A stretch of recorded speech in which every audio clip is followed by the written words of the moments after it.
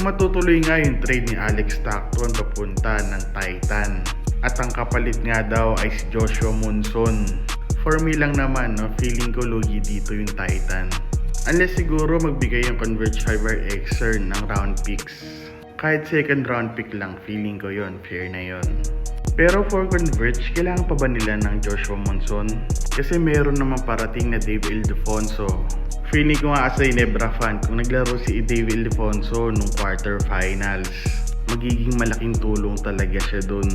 Kaya nila talunin yung Ginebra kung nandoon si Dave Ildefonso.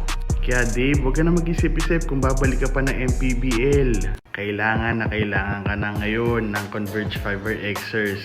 Kaya feeling ko hindi na kailangan si Joshua Monson dito sa Converge. Kasi parang kulang yung bola sa kanila ni Juan Gomez, si Dave Ildefonso, Joshua Monson. Pero malay natin baka mag-workout. At sila yung maging modern Death 5. Juan Gomez, Dave Ildefonso, Joshua Monson, Justin Baltasar, Justin Arana. Magiging sobrang solid yung lineup na yun.